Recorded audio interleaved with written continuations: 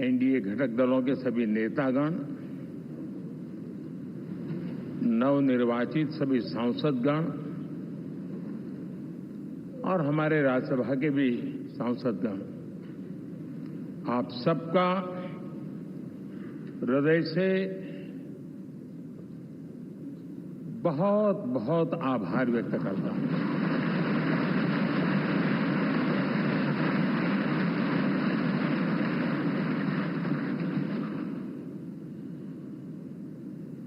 मेरे लिए खुशी की बात है कि इतने बड़े समूह को आज मुझे यहां स्वागत करने का अवसर मिला है।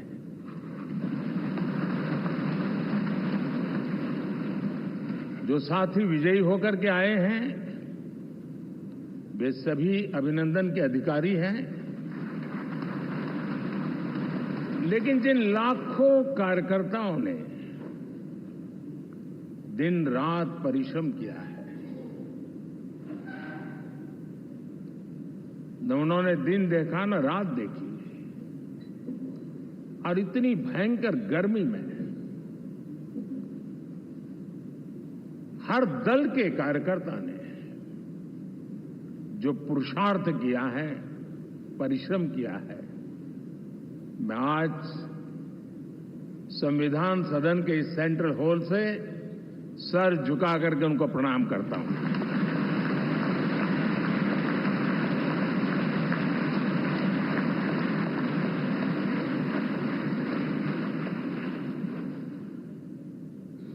साथियों, मेरा बहुत सौभाग्य है कि एनडीए के नेता के रूप में आप सब साथियों ने सर्वसम्मति से चुन करके मुझे एक नया दायित्व दिया है, और इसके लिए मैं आपका बहुत बहुत आभारी हूं।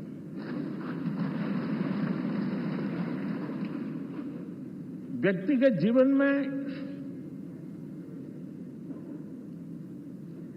एक मैं जवाबदारी का एहसास करता हूं। जब 2019 में इस सदन में मैं बोल रहा था, आप सबने मुझे नेता के रूप में चुना था, और तब मैंने एक बात पर बल दिया था, विश्वास। आज जब आप मुझे फिर से एक बार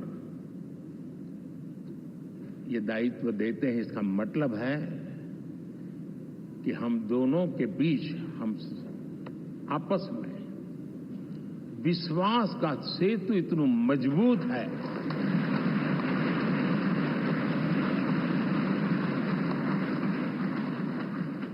ये अटूट रिश्ता विश्वास की मजबूत धरातल पर है, और ये सबसे बड़ी पूंजी होता है। और इसलिए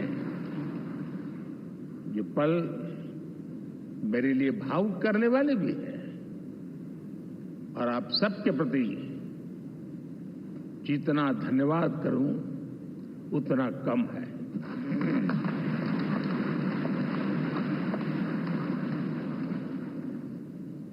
साथियों,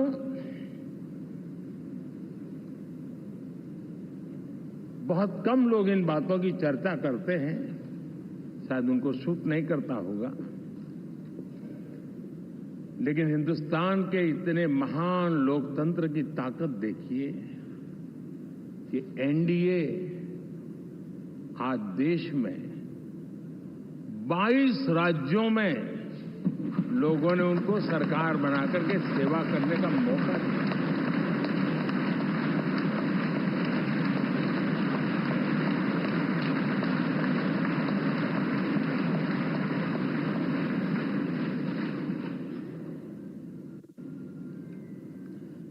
हमारा ये अलायंस सच्चे अर्थ में भारत की असली जो स्पिरिट है, जो भारत का आत्मा है, भारत की जड़ों में जो रचा बसा है उसका एक अर्थ में प्रतिबिंब है।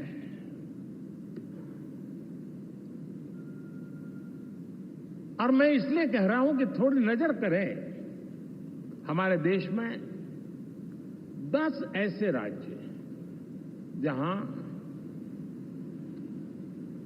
हमारे आदिवासी बंधुओं की संख्या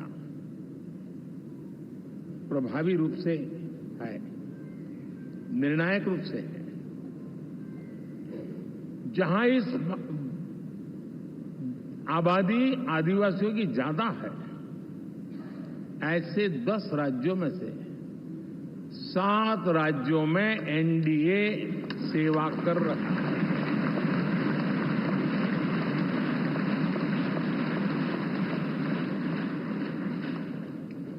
साथियों, हम सर्वपंथ संभाव के हमारे संविधान को समर्पित है और देश में चाहे हमारा गोवा हो या हमारा नॉर्थ ईस्ट हो, जहां बहुत बड़ी मात्रा में हमारे ईसाई भाई बहन रहते हैं, आज हम उन राज्यों में भी एनडीए के रूप में सेवा का अवसर हमें मिला हुआ है।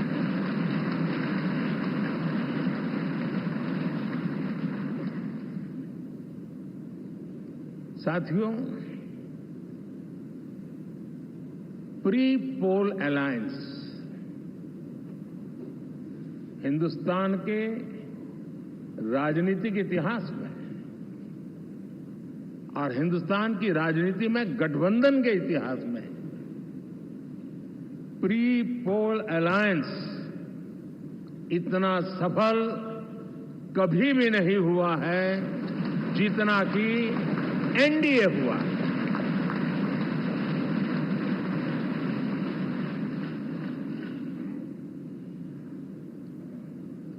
और ये गठबंधन का विजय, हमने बहुमत हासिल किया है और मैं कई बार कह चुका हूं, शब्द अलग होंगे लेकिन मेरे भाव उसमें एक सातत्य है। सरकार चलाने के लिए बहुमत आवश्यक है, लोकतंत्र का वही एक सिद्धांत है, लेकिन देश चलाने के लिए सर्वमत बहुत जरूरी होता है।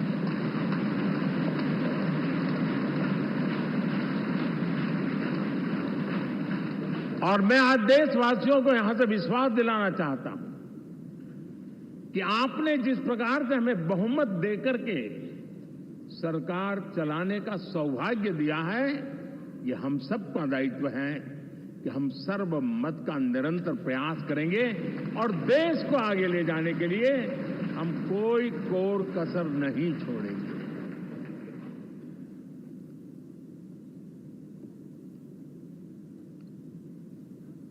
साथियों, एनडीए को करीब करीब 3 दशक हो चुके हैं। यानी आजादी के 75 साल में 3 दशक एनडीए, ये सामान्य घटना नहीं है जी।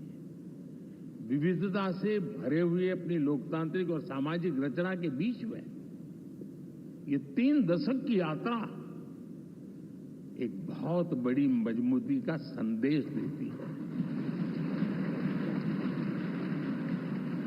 और मैं आज बड़े गर्व के साथ कहता हूं कि किसी एक समय वो था कि संगठन के कार्यकर्ता के रूप में इस अलायंस का हिस्सा था, व्यवस्थाओं से जुड़ा रहता था और आज सदन में बैठ करके आपके साथ काम करते करते मेरा भी नाता इससे 30 साल का रहा है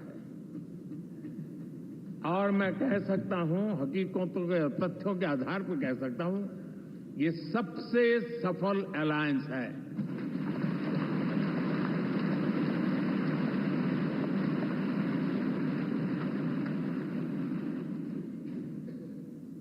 हम गर्व से कह सकते हैं कि 5 साल का टर्म होता है।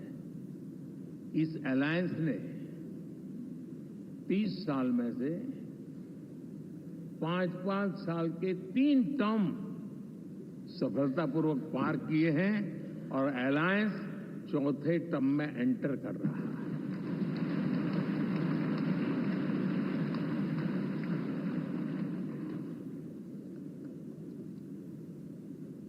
साथियों, इस बात को जो राजनीति के विशेषज्ञ हैं, अगर मुक्त मन से, मुक्त मन शब्द बहुत महत्व का है, वे सोचेंगे तो पाएंगे कि एनडीए ये सत्ता प्राप्त करने का या सरकार चलाने का कुछ दलों का जमावड़ा नहीं है। ये राष्ट्र प्रथम की मूल भावना से नेशन फर्स्ट के प्रति कमिटेड वैसा ये समूह है। और 30 साल का लंबा कालखंड शुरू में शायद असेंबल हुआ होगा, लेकिन आज मैं कह सकता हूं कि भारत के राजनीतिक व्यवस्था में एक ऑर्गेनिक अलायंस है।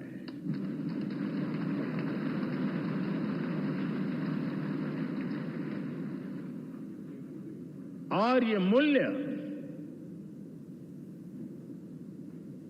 श्रद्धेय अटल बिहारी वाजपेयी, श्री प्रकाश सिंह जी बादल, श्री बाला साहब ठाकरे, श्री जॉर्ज फर्नांडिस, श्री शरद यादव, अनगिनत नाम में कह सकता हूं। इन लोगों ने जिस बीज को बोया था, वो आज भारत की जनता ने विश्वास का सिंचन कर करके उस बीज को वटवृक्ष बना दिया है।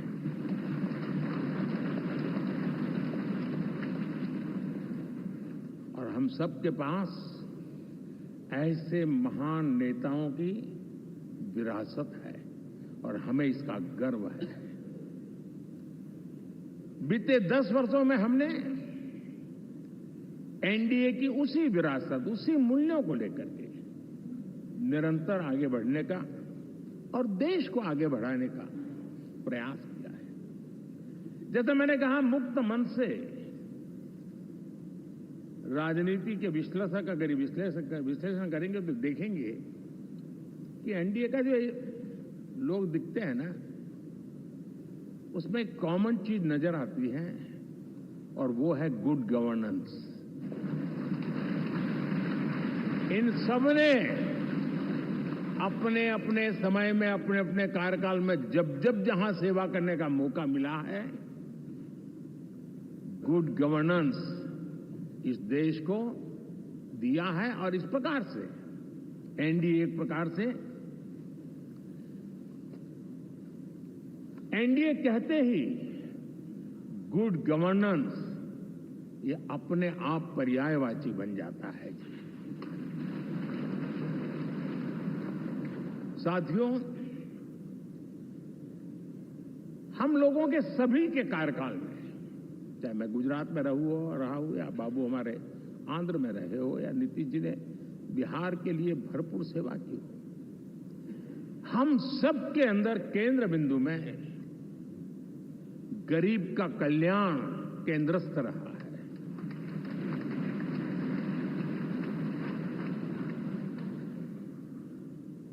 और देश ने एनडीए के गरीब कल्याण के, गुड गवर्नेंस के 10 साल को देखा है। इतना नहीं, मैं कह सकता हूं देश ने इसे जिया है।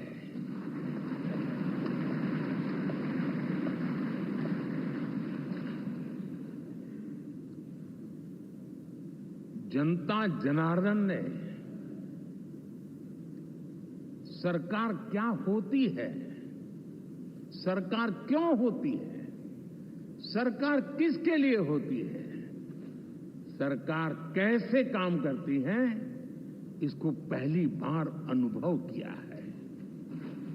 वरना जनता और सरकारों के बीच में एक खाई की व्यवस्था ही बनी हुई थी। हमने उसको पाट दिया है। हमने सबका प्रयास का मंत्र देश को नई ऊंचाई पर ले जाने के लिए चरितार्थ करके देखा है। साथियों, एनडीए सरकार में हम अगले 10 साल में, मैं बहुत जिम्मेवारी के साथ कह रहा हूं, अगले 10 साल में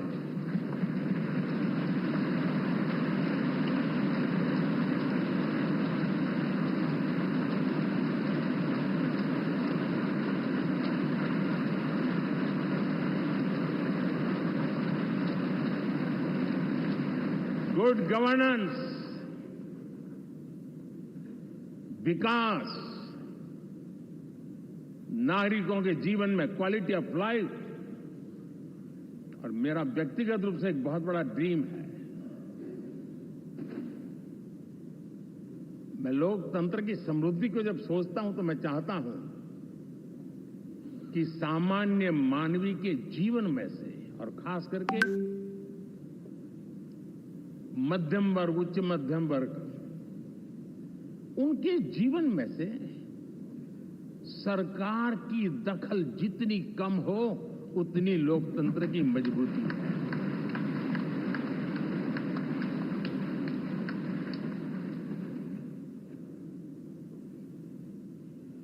और आज के टेक्नोलॉजी के युग में बहुत आसानी से हम, वरना एक दिन में 10 काम हो तो 10 अलग अलग वो सारी चीजें मांगेंगे। हम बदलाव चाहते हैं। गुड गवर्नेंस का ये भी एक महत्वपूर्ण पहलू है।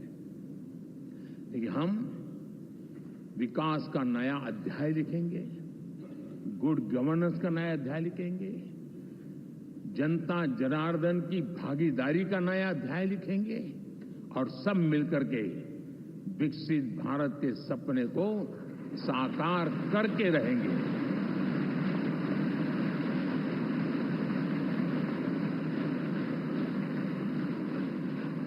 साथियों, एनडीए में, और मैं अगर विस्तार से कहूं तो सदन में किसी भी दल का कोई भी जनप्रतिनिधि होगा, मेरे लिए सब बराबर है।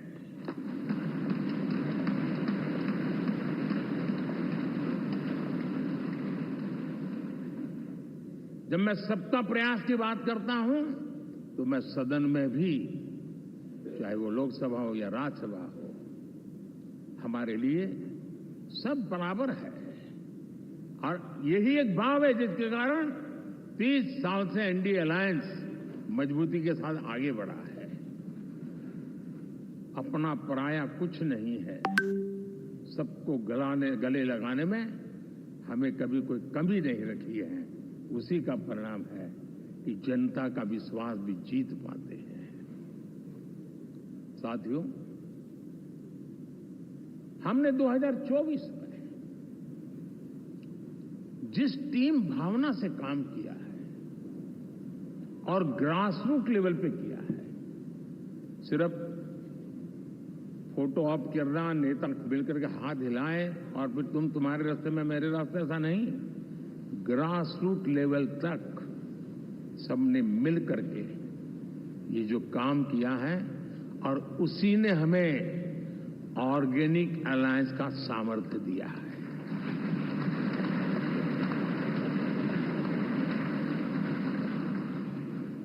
एक दूसरे का सहयोग किया है। हर किसी ने यही सोचा, जहां कम वहां हम। अगर कोई कमी है तो मैं आऊंगा, मैं मेहनत करूंगा, लेकिन तुम्हें कमी नहीं रहने दूंगा। जहां कम वहां हम, ये हर कार्यकर्ता ने जी करके दिखाया है और तभी तो जीत आती है। साथियों, कभी कभी मैं कह सकता हूं कि हमारा 10 साल का अनुभव है भारत के हर क्षेत्र का और भारत के हर नागरिक का जो एस्पिरेशंस हैं, रीजनल एस्पिरेशंस हैं, वे और नेशनल एस्पिरेशंस, इसका एक अटूट नाता होना चाहिए। इसके बीच में हवा तक गुजर न सके इतना जुड़ाव होना चाहिए, तब देश आगे बढ़ता है।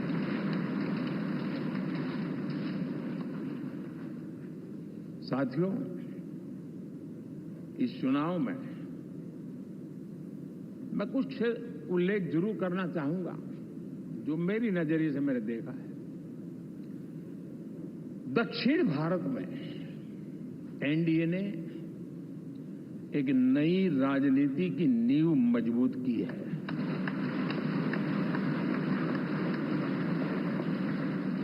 अब देखिए कर्नाटक एंड तेलंगाना, अभी अभी तो इनकी सरकारें बनी थी,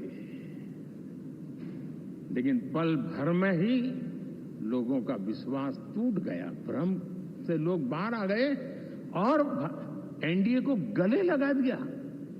कर्नाटक और तेलंगाना में दोनों जगह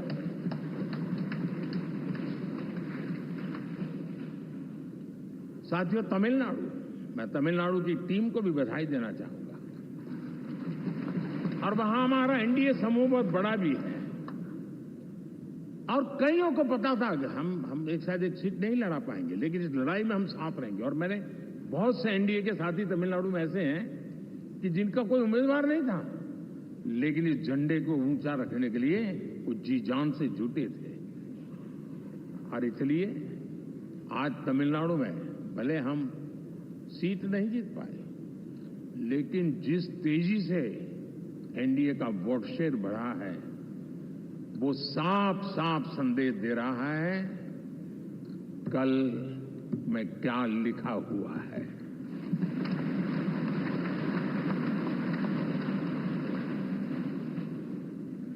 साथियों, पुडुचेरी हो, केरला हमारे सैकड़ों कार्यकर्ताओं के बलिदान हुए हैं। यूडीएफ हो या एलडीएफ हो, शायद हिंदुस्तान के राजनीतिक जीवन में इतना जुल्म एक विचारधारा को लेकर के जीने वालों के ऊपर हुआ होगा तो सिर्फ मैं कह सकता हूं केरल में हुआ है। जम्मू कश्मीर से भी ज्यादा हुआ है। उसके बावजूद भी सामने कहीं विजय नजर नहीं आता था। उन्होंने परिश्रम की पराकाष्ठा में कभी पीछे नहीं रहे, पीढ़ियां खपा दी और आज पहली बार संसद में केरल से हमारा प्रतिनिधि बन गया।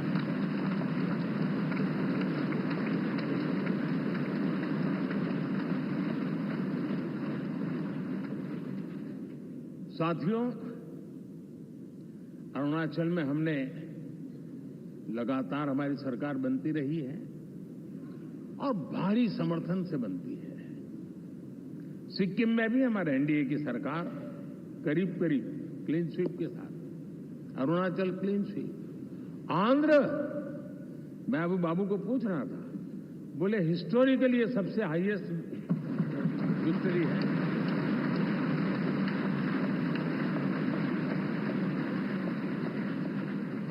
और जो यहां दिखता है ना पवन, ये पवन नहीं, ये आंधी है।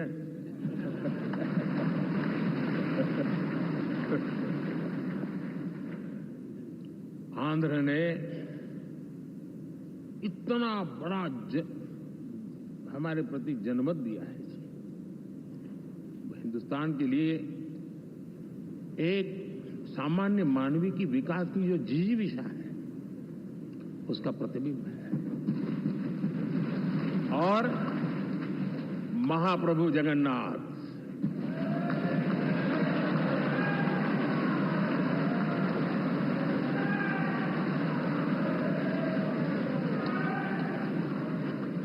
और मैंने अनुभव किया हमेशा। मैं हमेशा मानता हूं ईश्वर के अनेक रूप होते हैं, लेकिन जब मैं भगवान महाप्रभु जगन्नाथ जी को याद करता हूं तो मैं हमेशा मानता हूं ये गरीबों के देवता है।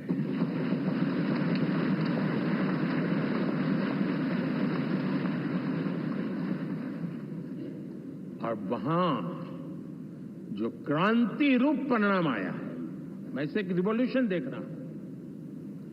और मैं इसके साथ कह सकता हूं कि विकसित भारत का हमारा जो सपना है, आने वाले 25 वर्ष, पहले मैंने 10 साल कहा था, यहां मैं 25 साल कह रहा हूं, आने वाले 25 साल महाप्रभु जगन्नाथ जी की कृपा से उड़ीसा देश की विकास यात्रा के ग्रोथ इंजन पैकी एक होगा।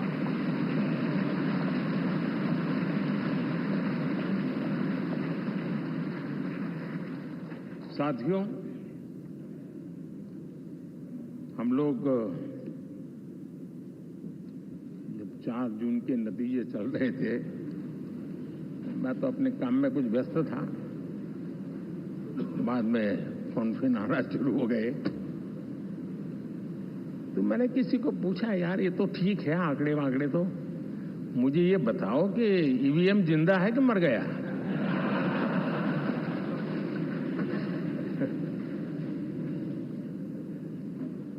क्योंकि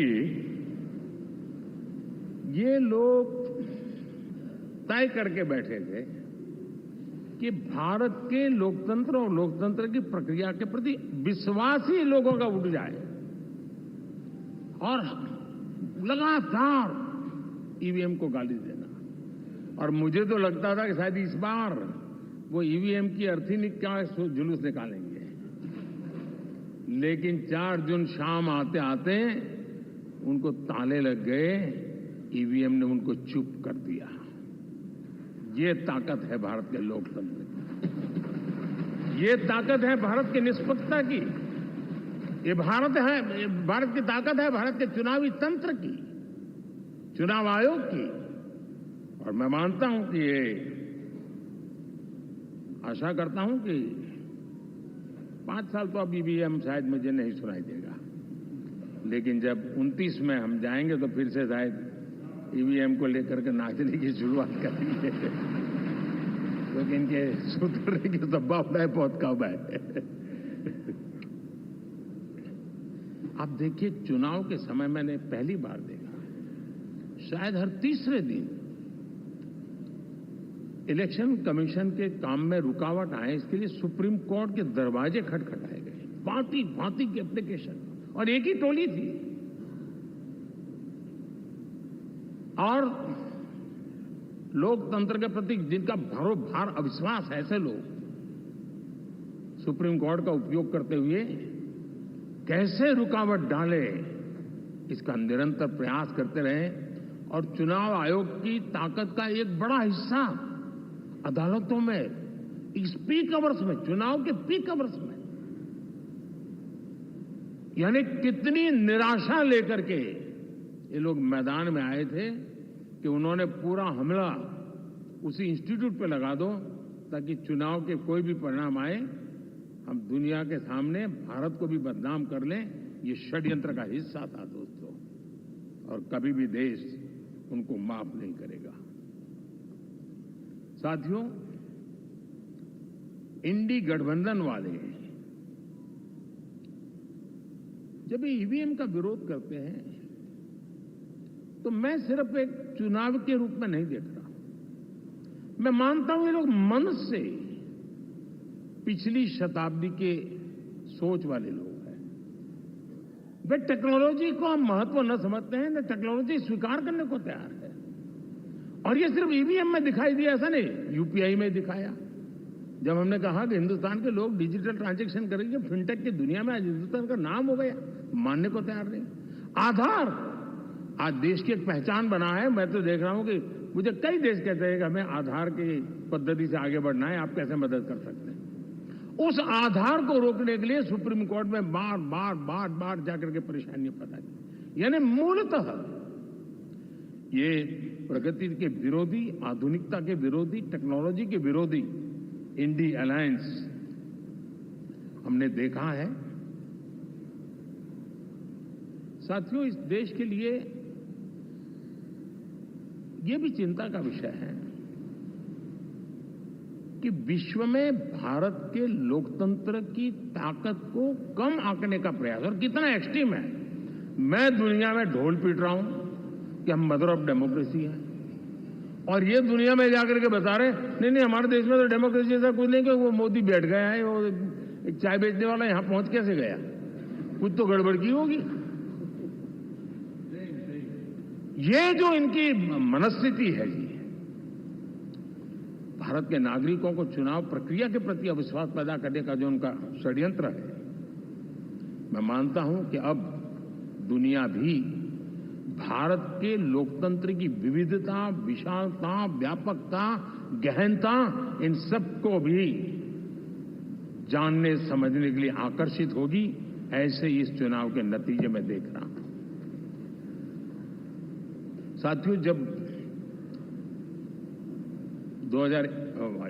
1 तारीख को मतदान पूरा हुआ और 4 तारीख को काउंटिंग, इस बीच की चीजों को आप देखिए। योजनाबद्ध तरीके से देश को हिंसा की आग में झोंकने का बयान दिए जाते थे। यहां इकट्ठे होना, यहां पहुंचना, यहां करना। कुछ लोग इस चीज को गंभीर नहीं लेते, लेकिन ये बहुत गंभीर है। आप भारत के लोकतंत्र को, पहले उसकी व्यवस्था को अनादर करते हो, अब परिणाम आने से पहले एक ऐसा माहौल बना दो कि बस आग लगा देंगे। हर प्रकार से उन शब्दों का अर्थ यही निकलता है कि उन्होंने देश को उस दिशा में ले जाने का प्रयास किया था। लगातार देश को गुमराह करने का प्रयास किया गया, देश के लोगों को बांटने का प्रयास किया। अरे, चुनाव एक ऐसा लोकोत्सव होता है कि ज्यादा से ज्यादा लोगों को हम जोड़े, तोड़ने के लिए नहीं होता है। लेकिन हर प्रकार से कोशिश यही की गई। साथियों, मैं मानता हूं कि 2024 के लोकसभा के चुनाव के जो नतीजे हैं,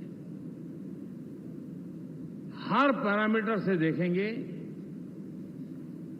दुनिया ये मानती है और मानेगी कि ये एनडीए का महाविजय है।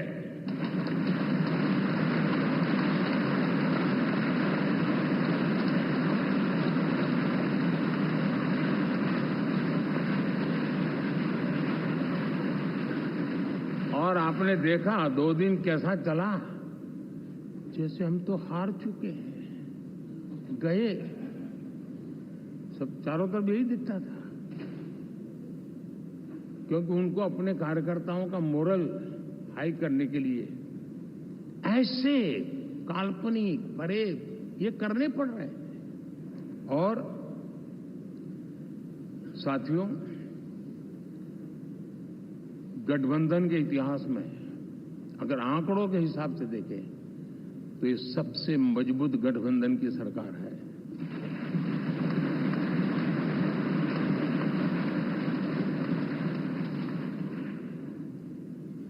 लेकिन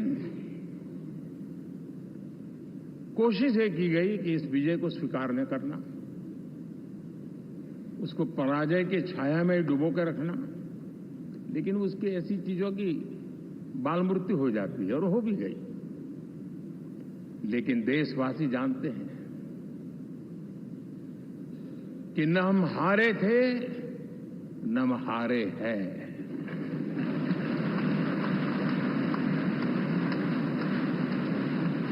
लेकिन 4 तारीख के बाद हमारा जो व्यवहार रहा है, वो हमारी वो पहचान बताता है कि हम विजय को पचाना जानते हैं।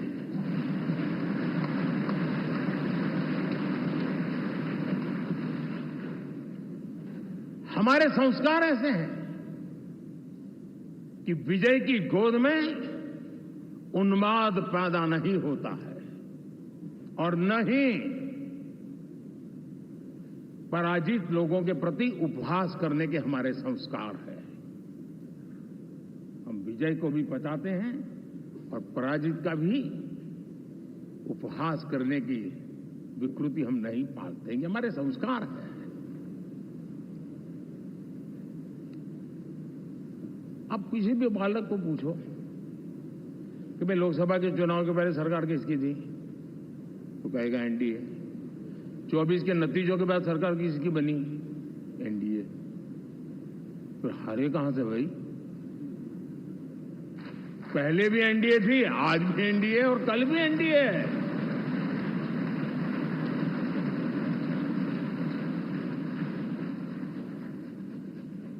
आप सोचिए 10 साल बाद भी कांग्रेस 100 के आंकड़े को नहीं छू पाई।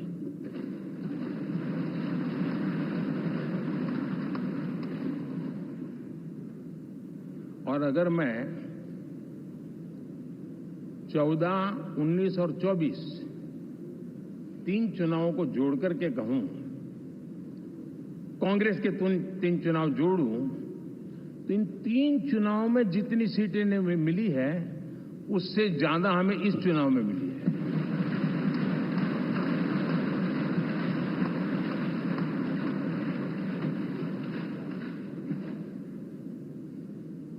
और मैं साफ देख रहा हूं साथियों, ये इंडी वालों को अंदाज नहीं है। वे धीरे धीरे पहले तो डूब रहे थे, अब तेज गति से ये गर्त में जाने वाले हैं।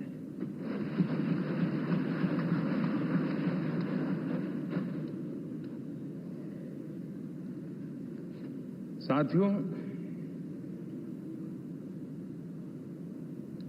इंडी अलायंस वाले देश के सामान्य नागरिकों की जो समझ है, आज भी वो उसके सामर्थ्य को समझ नहीं पाए हैं या समझना चाहते नहीं है।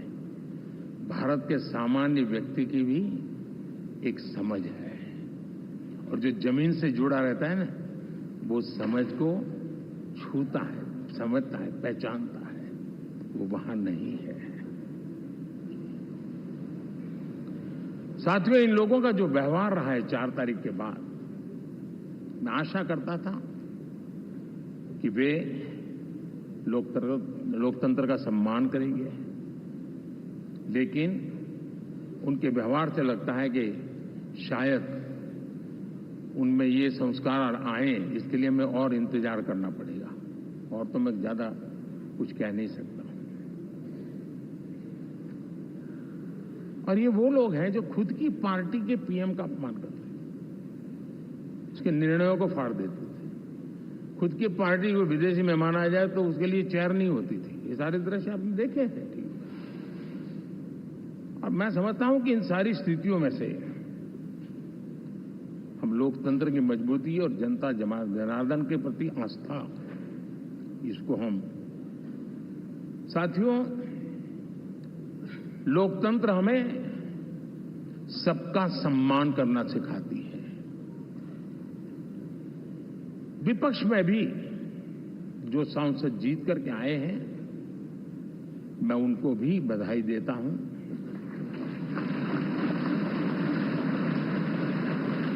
और मैं पिछले 10 वर्ष में एक चीज मिस कर रहा था कि debate, participation, quality of debate मैं मिस कर रहा हूं। लेकिन मैं आशा करता हूं कि अब इस नया जो सदन बना है,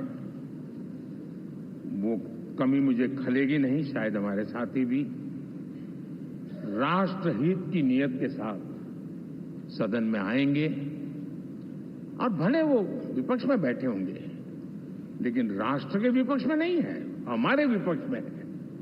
राष्ट्र में तो हम सब एक ही दिशा में हैं।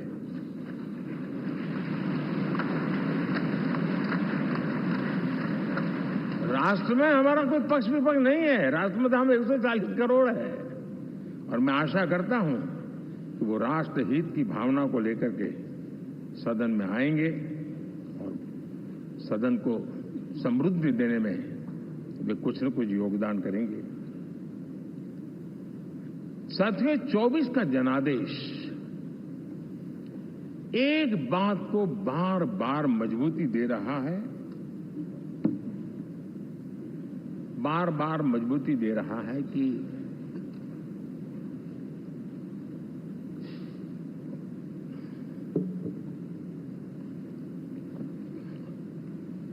देश को आज के वातावरण में सिर्फ और सिर्फ एनडीए पर ही भरोसा है।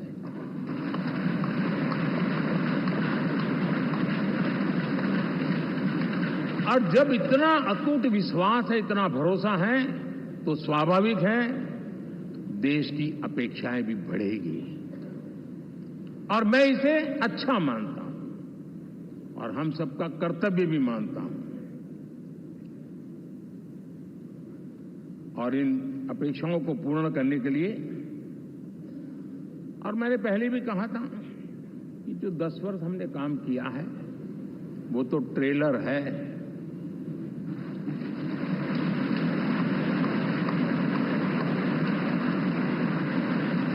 और वो मेरा चुनावी वाक्य नहीं था, ये मेरा कमिटमेंट है। हमें और तेजी से, और विस्तार से, और तेज गति से देश के आकांक्षाओं को पूर्ण करने में रत्ती भर भी विलंब नहीं करना है।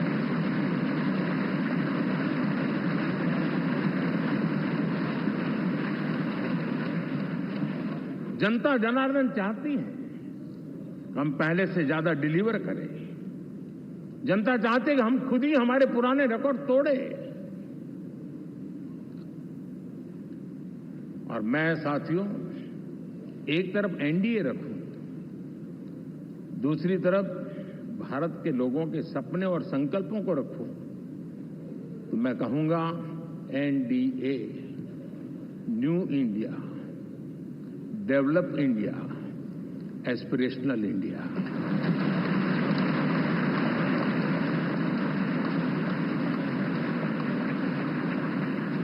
और इसी सपने और संकल्पों को पूरा करना, ये हम सबका संकल्प भी है, कमिटमेंट भी है, और हमारे पास रोड मैप भी है।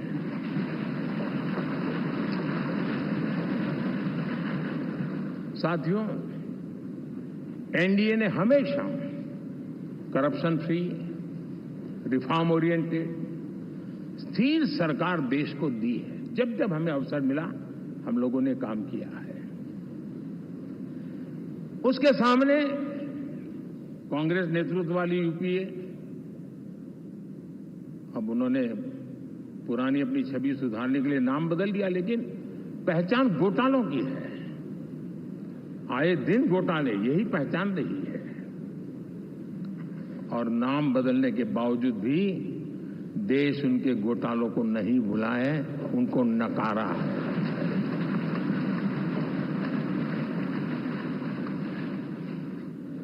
और मैं कह सकता हूं साथियों, इंडी अलायंस वालों ने एक व्यक्ति का अपोज करने के वन पॉइंट एजेंडा के कारण देश की जनता ने उनको ही ऑपोजिशन में बिठा दिया है।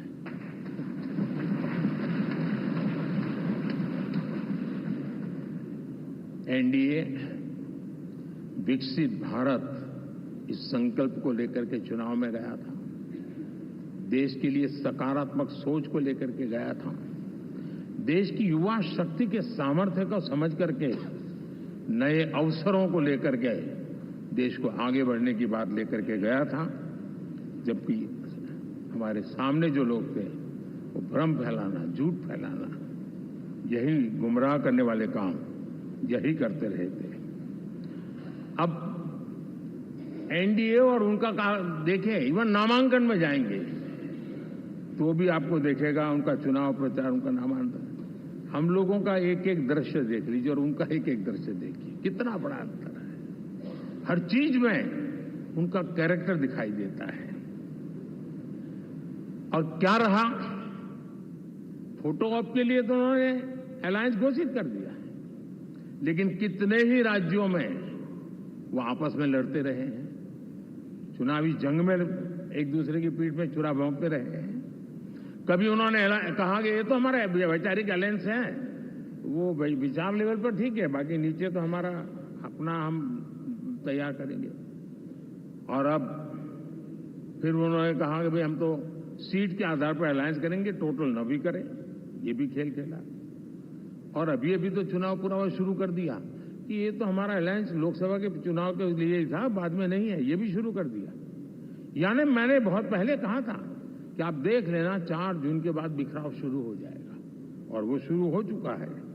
इसका मतलब ये हुआ कि वो सिर्फ और सिर्फ सत्ता सुख के लिए एक दूसरे का साथ देने की कोशिश करते थे, लेकिन उनमें उनका अगर स्वार्थ निश्चित होता तो साथ देना, वरना नहीं देना, ये कैरेक्टर था।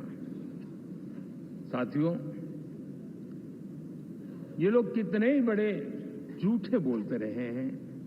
और आप देखिए, चुनाव के समय उन्होंने देश के सामान्य नागरिक को गुमराह करने के लिए जो पर्चियां बांटी कि ये देंगे और वो देंगे और टिकना देंगे, फलाना देंगे, 2 दिन से मैं देख रहा हूं कि कांग्रेस के दफ्तरों पर लोग कतार लगा के खड़े हैं कि ये पर्ची है, 1 लाख रुपया कहां है, लाओ भाई, मांग रहे हैं लोग। यानी आपने जनता जनार्दन की आंखों में कैसा उनको भ्रमित किया, कैसी आंख में धूल झोंक दी कि वो बेचारा सामान्य नागरिक मान के चलता था, हाँ भाई 4 जून के बाद रुपया मिल जाएगा, इसलिए वो जाके खड़ा रह गया। और अब उसको धक्का मारा जा रहा है, डंडे मारे जा रहे हैं, वहां से निकाला जा रहा है। अब इस प्रकार का चुनाव ये अपने आप में देश के गरीबों का अपमान है, हमारे देश के सामान्य नागरिकों का अपमान है। और कभी भी देश ऐसी हरकतों को न भूलता है, न ही कभी माफ किए बिना माफ कभी करता है।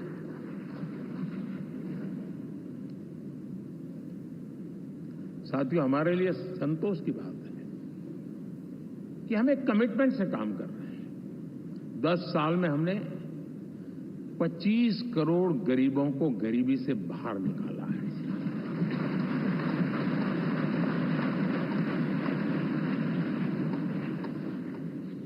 गरीब कल्याण का एक सुरक्षित मजबूत कवच दिया है हमने उसको, और उसके अंदर भी एक नए एस्पिरेशंस पैदा हुए हैं कि हां, अब मुझे गरीब नहीं रहना है, और उसके लिए मुझसे जो हो सके मैं हर अवसर का फायदा उठाऊंगा। 3 करोड़ गरीबों को घर, ये ऐसे कहने का आंकड़ा नहीं है जी, कितनी मेहनत पड़ती है मुझे मालूम है, लेकिन हम सफलतापूर्वक इसको कर पाए हैं। 4 करोड़ लोगों को दे चुके हैं, 3 करोड़ का हम संकल्प लेकर के आज से आगे बढ़ेंगे। यानी ये भी हिम्मत है कि 4 करोड़ देने के बाद जिन परिवारों का विस्तार हुआ है, जरूरत पड़ी है, और राज्यों की भी उसमें इच्छा है, 3 करोड़ नए घर बनाने का संकल्प। 70 वर्ष की आयु से ऊपर के व्यक्तियों को, नागरिकों को 5 लाख रुपए तक इलाज के लिए मुफ्त इलाज की व्यवस्था। मुद्रा योजना के तहत हमारे नौजवानों को कारोबार के लिए 20 लाख तक की उनकी बैंक से उनको लोन मिले, इसकी व्यवस्था। ये मैं समझता हूं कि वायदा हमारे तीसरे कार्यकाल की गारंटियां, सब मैं अभी बताता नहीं हूं, लेकिन इन गारंटियों के प्रति हम कमिटेड हैं और उसे पूर्ण करने के लिए हम कोई कमी नहीं रखेंगे। साथियों, गरीब का सशक्तिकरण और मिडिल क्लास को सुविधा, ये हमारी प्राथमिकता है, क्योंकि मध्यम वर्ग अब इस देश का एक बहुत बड़ा चालक बल है। भारत की ग्रोथ स्टोरी में ये ऐसे ऐसे नए फोर्सेस मैं देख रहा हूं जो हमारी बहुत बड़ी शक्ति बनने वाले हैं, और इसलिए हम उस पर भी उतना ही, और मिडिल क्लास की बचत कैसे बढ़े, सेविंग कैसे बने, उसके लिए, उसकी क्वालिटी ऑफ लाइफ के लिए हम क्या कर सकते हैं, हमारी योजनाओं का विस्तार कैसे किया जाए, हमारे नीति नियमों में बदलाव कैसे किया जाए, उस पर भी हम आने वाले दिनों में काम करते हैं। साथियों, पंचायत से पार्लियामेंट तक हमारी नारी शक्ति की सक्रिय भागीदारी, ये हमारा कमिटमेंट है। और हमने हमारे पिछले कार्यकाल में नारी शक्ति वंदन अधिनियम करके उस बात को हमने आगे बढ़ाया और वो दिन दूर नहीं होगा जब हमारे सदन में बहुत बड़ी तादाद में हमारी माताएं बहनें देश का नेतृत्व करती हुई दिखाई देगी।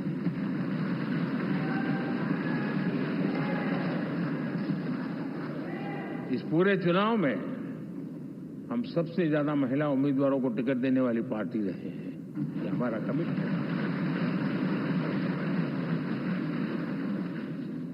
हमारी महिला सांसदों को जो आशीर्वाद देश की जनता ने दिया है, मैं इसके लिए विशेष रूप से उनका आभार व्यक्त करता हूं।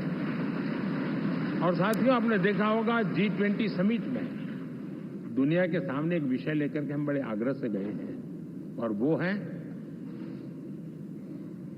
Empowerment of women, development of women. इन सारी बातों को तो हम परिचित हैं। हमने एक नया शिफ्ट किया है और हम G20 समिट से भी इसको आगे बढ़ा रहे हैं, वीमेन लेड डेवलपमेंट।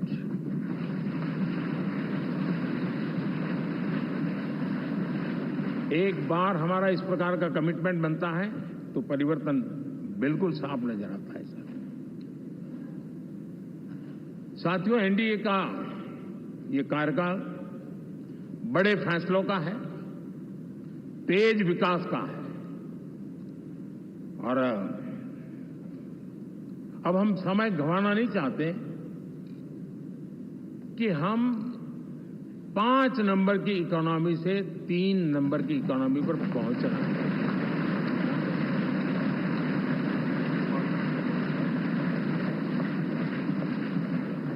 और ये खाली 5 और 3 का आंकड़ा नहीं है। उसके कारण जो अर्थव्यवस्था का कद बन जाता है, वो सामान्य मानवी की आशा आकांक्षाओं को पूरी करने के लिए सरलता बढ़ जाती है। देश के लिए जो जरूरतें हैं वो आराम से पूरी करने का सामर्थ्य बन जाता है। और इसलिए हम उस दिशा में बड़ी कोशिश करके आगे बढ़ना चाहते हैं। राज्यों का सहयोग भी उसमें उतना ही महत्वपूर्ण है। और भारत के संविधान ने हमसे जिस प्रकार का दिशा निर्देश किया है कोऑपरेटिव फेडरलिज्म का, लेकिन मैंने उसमें आग्रह रखा है कॉम्पिटिटिव कोऑपरेटिव फेडरलिज्म। हमारे राज्यों के बीच में भी तंदुरुस्त स्पर्धा हो, राज्य और केंद्र के बीच में भी तंदुरुस्त स्पर्धा हो, हम अच्छा करने की स्पर्धा करें और उस दिशा में हम आगे बढ़ना चाहते हैं। और हमने देखा है कि जब मैं कॉम्पिटिटिव कोऑपरेटिव फेडरलिज्म की बात करता हूं, आपने देखा G20 समिट हम एक जगह पे कर सकते थे, हम भी मालाएं पहन करके फोटो निकलवा सकते थे, लेकिन हिंदुस्तान के अनेक शहरों में 200 से ज्यादा मीटिंगें हुई और दुनिया भर के नीति निर्धारक जो कहे G20 देशों के और बाकी भी 5-7 देशों के, वो हिंदुस्तान के कोने कोने में गए। उनके देशों में जाकर के भारत की विविधता, भारत की विशालता, इसकी चर्चा कर रहे हैं। उनके लिए आश्चर्य है। हमने तो दिल्ली आकर के वापिस जाते थे, पता ही नहीं था कि देश इतना बड़ा है।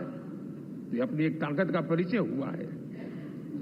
हमने कोविड में देखा, राज्यों के साथ कोऑपरेशन के साथ हमने जिस प्रकार से लड़ाई लड़ी और एक सूत्र में रह करके लड़े, दल किसी का भी हो सरकार में, लेकिन हमने इस काम को किया क्योंकि हमारा कोऑपरेटिव फेडरलिज्म के प्रति कमिटमेंट है। एस्पिरेशनल डिस्ट्रिक्ट एक ऐसा मॉडल है गवर्नेंस का जिसमें राज्य भी उतना ही सक्रियता से हमारे साथ जुड़े हुए हैं। और दुनिया के लिए जो डेवलपिंग कंट्रीज हैं, उनके लिए गवर्नेंस का एक ऐसा मॉडल प्रस्तुत हो रहा है जिसका अब तो केस स्टडी के रूप में दुनिया के अनेक यूनिवर्सिटी केस स्टडी करना शुरू की। अब उसको हम आगे बढ़ाते हुए एस्पिरेशनल ब्लॉक की तरफ ले जा रहे हैं ताकि हमारे ग्रासरूट लेवल पे भी जो वीक एरियाज हैं, जहां सुविधाएं अभी सामान्य एवरेज से भी नीचे हैं, उसको हम जल्दी से जल्दी उस स्टेट की एवरेज तक लाना चाहते हैं। देश का रीजन कोई भी क्षेत्र हो, सर्वांगीण विकास को लेकर के हम चले। साथियों, गत 10 वर्ष में इंफ्रास्ट्रक्चर के क्षेत्र में हमने एक बहुत बड़ा, यानी सोचने में भी बदलाव लाए। जमीन पर तो लाए, वरना हमारे देश में सोचा चलेगा यार, हमारे एक बार कर लो ना, उस सारे में से बदलाव नहीं। अब तो अच्छा ही चाहिए, बड़ा ही चाहिए, जल्दी से जल्दी पहुंचाने वाला चाहिए। सामान्य मानवीय के मन को हमने इस से प्रेरित भी किया है और पुरुषार्थ करके हमने उस दिशा में काम किया है। 5 साल में हमें गति शक्ति, यानी इस प्रकार के प्लेटफॉर्म पर जो काम किया है, जो काम 6-6, 8-8 महीने तक नहीं होता था, वो आज 15-20 दिन में कर सकते हैं। सर, टेक्नोलॉजी का उपयोग करके हम काम कर रहे हैं। और ये जब होता है तो उसका मूल फायदा देश के नौजवानों के लिए रोजगार के अति अवसर बन जाते हैं। उनके लिए जीवन में सिलेक्शन के लिए बहुत बड़ा दायरा बढ़ जाता है। और वो हमें, साथियों, आज भारत दुनिया में विश्व के लिए एक नया मैन्युफैक्चरिंग हब के रूप में उभर रहा है। और जब हम मैन्युफैक्चरिंग हब कह रहे हैं, तब सिर्फ इलेक्ट्रॉनिक गुड्स या सर्विसेज की मैं बात नहीं कर रहा हूं। मैं फूड प्रोसेसिंग में भी आज दुनिया में हम बहुत तेजी से आगे बढ़ रहे हैं और वो भारत के किसानों को बहुत बड़ी ताकत देने वाला है। उसी प्रकार से स्पेस हो, आर्टिफिशियल इंटेलिजेंस हो, स्टार्टअप्स की बात हो, स्किल्ड जॉब अपॉर्चुनिटीज की बात हो, आज भारत बहुत तेजी से आगे बढ़ेगा, बढ़ रहा है, ये मेरा विश्वास है। साथियों, मुद्रा योजना, ड्रोन दीदी, विश्वकर्मा योजना, इसने भी नई संभावनाओं को जन्म दिया है। साथियों, हमारी संस्कृति, हमारी विरासत, उसके प्रति हम जितना ध्यान केंद्रित करेंगे, दुनिया के लिए आकर्षण का केंद्र बनेगा। और इसलिए हम उन दिशा में, और मैं मानता हूं भारत के लिए टूरिज्म एक ऐसा एवेन्यू है जो गत शताब्दी में हमें कभी, यानी आज से लेकर के पीछे के 100 साल में कहूं, ऐसा अवसर नहीं मिला है जैसा आने वाले 25 साल में मिलने वाला है। दुनिया भारत की तरफ मुड़ने वाली है। अब हमारा काम है हम इसके लिए आवश्यक व्यवस्थाओं को विकसित करें, हमारी विरासत के प्रति हम हमारा पर्यटन का विकास करते हुए एक विन विन सिचुएशन का हम फायदा उठाएं और उसमें बहुत अधिक निवेश की संभावनाएं मैं देखता हूं। और ये ऐसा क्षेत्र है जिसमें हर स्तर के लोग कमाते हैं, गरीब से गरीब आदमी भी कमाता है और बड़ी बड़ी होटल वाला भी कमाता है, हर कोई इसमें कमाता है। और हमने टूरिज्म के हम बल देना चाहते हैं, बहुत पोटेंशियल है। आज जो इंफ्रास्ट्रक्चर के क्षेत्र खुले हैं, इसका फायदा उसको मिलता है। एयरवे हो, रेलवे हो, हमारे एक्सप्रेस वे हो, ये हमारा यातायात जितना बेहतर हो, और हमारा डिजिटल कनेक्टिविटी का जो काम है, ये इसके लिए एक बहुत बड़ा पॉजिटिव ग्राउंड तैयार कर रहा है और जिसका फायदा मिलने वाला है। और जो वोकल फॉर लोकल और रीजनल टूरिज्म, इसको एक बल देने का काम है। साथियों, अब दुनिया एक नए युग में प्रवेश रही है। जिस समय औद्योगिक क्रांति हुई, उस समय हम गुलामी के दौर से गुजर रहे थे। तो औद्योगिक क्रांति का जितना फायदा लेना चाहिए हम नहीं ले पाए। अब एक नया युग शुरू हो रहा है, हरित युग, ग्रीन एरा। भारत के पास बहुत संभावनाएं हैं इसका नेतृत्व करने की, और हम इसके लिए आने वाले दिनों में ग्रीन हाइड्रोजन की बात हो, ग्रीन एनर्जी हो, या ग्रीन जॉब्स हो, या ग्रीन मोबिलिटी हो, इन सारे विषयों को हम इतनी तेजी से आगे बढ़ाना चाहते हैं ताकि इस हरित युग का नेतृत्व दुनिया में भारत का सामर्थ्य सिद्ध कर दें, ये हम चाहते हैं। साथियों, इसी सिलसिले में इस 5 जून को जब पर्यावरण दिवस था, 4 जून को नतीजे आ गए थे, तो उसी दिन मेरे मन में एक विचार आया कि कार्यक्रम 5 जून को हमने आरंभ किया, एक पेड़ मां के नाम। हर किसी को मां के प्रति श्रद्धा होती है, और मैं भी देशवासियों को कहूंगा कि आने वाले समय में कभी आपकी माताजी का जन्मदिन हो, क्या कोई और शुभ दिन हो, अपनी मां के नाम पर एक पेड़ लगाइए, और मां जीवित है तो साथ लेकर जाइए, उनकी फोटो आप सोशल मीडिया में अपलोड कीजिए, और मां नहीं है तो उनकी फोटो रख करके एक पैड लगाइए और वो अपनी मां का भी सम्मान होगा और धरती मां की सेवा होगी। हम इन दो माताओं की सेवा करें। साथियों,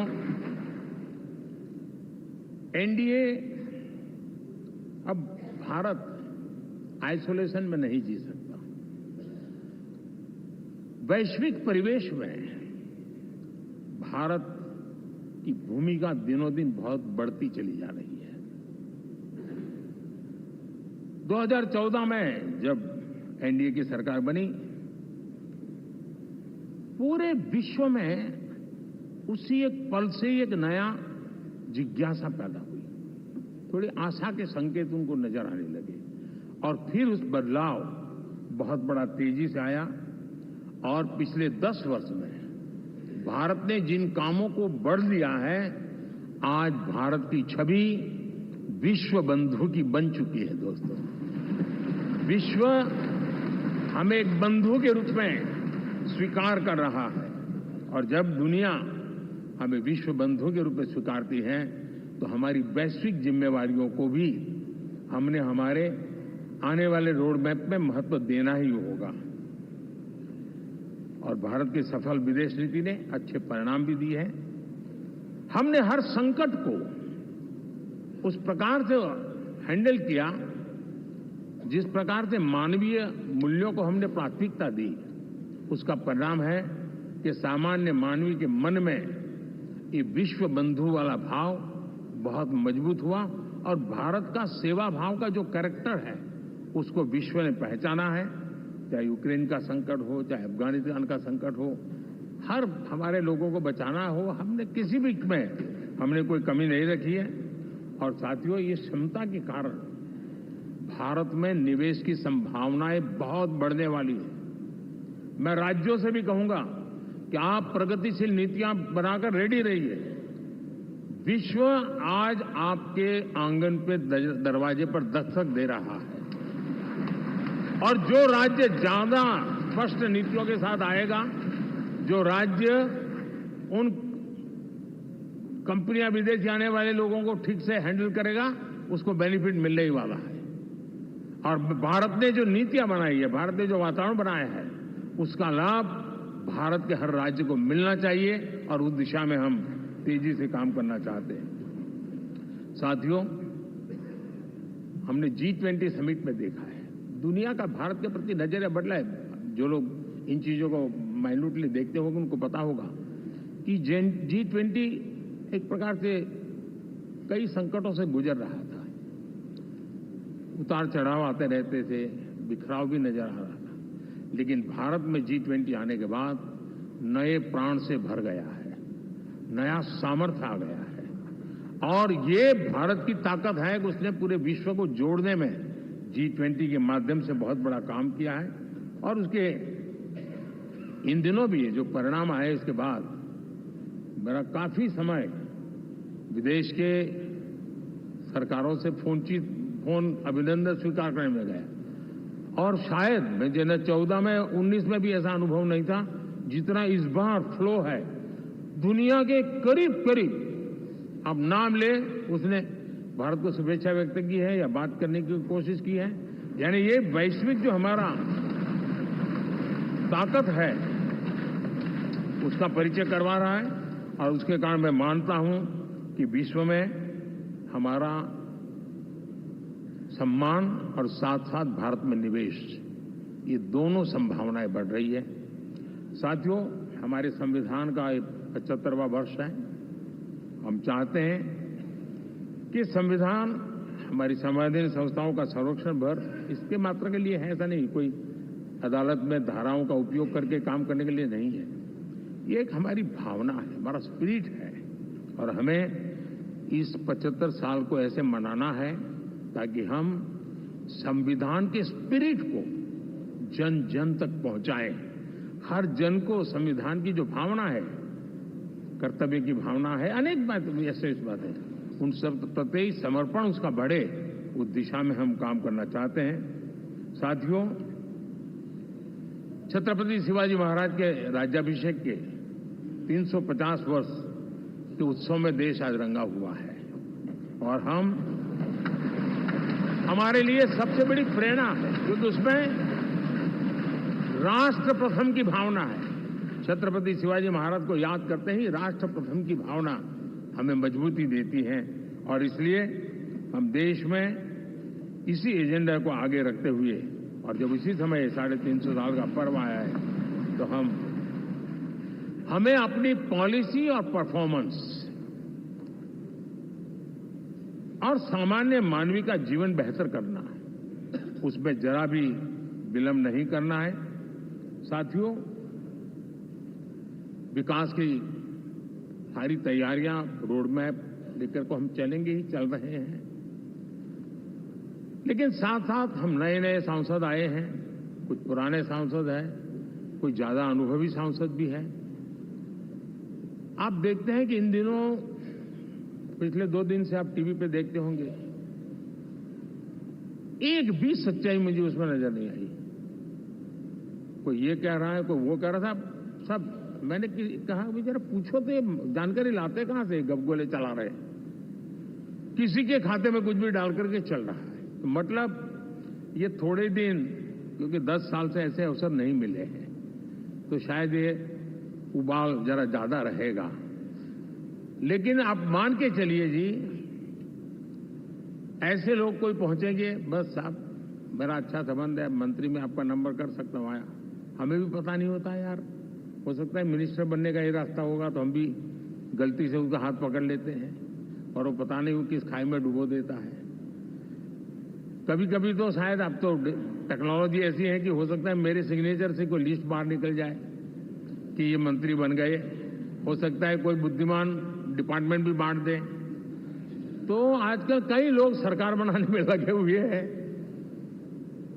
मंत्री पद बांट रहे हैं, पद बांट रहे हैं, व्यवस्था बांट रहे हैं। मैं आपसे आग्रहपूर्वक कहता हूं, और जो मोदी को जानते हैं, ये सारे प्रयास निरर्थक है। वे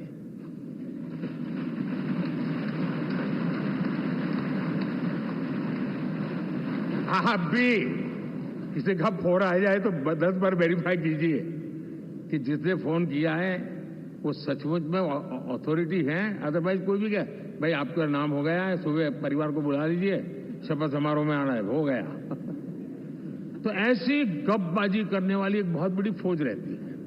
कुछ लोग आदतन करते रहते हैं, कुछ लोगों को मजाक आती है लेकर, और कुछ लोग बदिरादे से करते हैं। मेरा सभी सांसदों से आग्रह है कि हम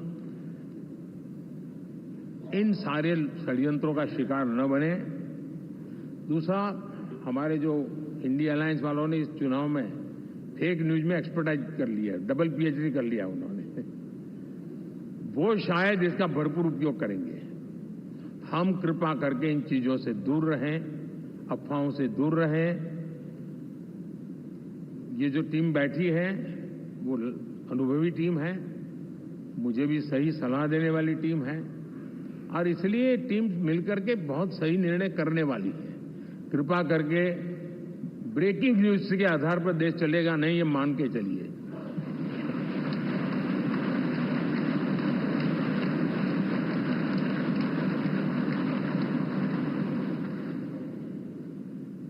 साथियों, विकसित भारत का संकल्प लेकर के हम चले हैं। 3 नंबर की इकोनॉमी पहुंचना मैं जानता हूं, निश्चित रोड मैप के साथ उसको हम पार करने वाले हैं। और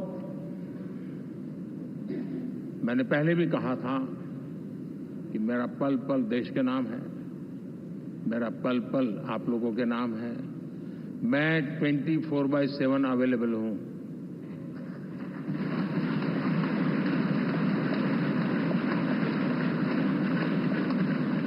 हमें मिलकर के देश को आगे बढ़ाना है।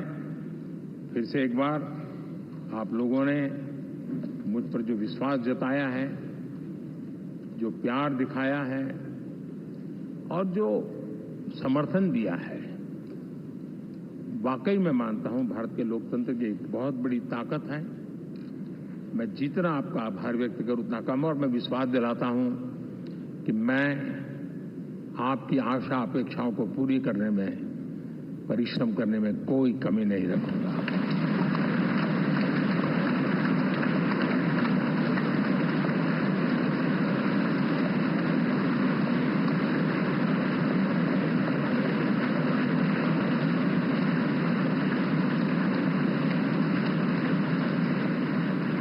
मेरे लिए जन्म सिर्फ और सिर्फ वन लाइफ वन मिशन, और वो है मेरी भारत माता। ये मिशन है 140 करोड़ देशवासियों के सपनों को पूरा करने के लिए खप जाना।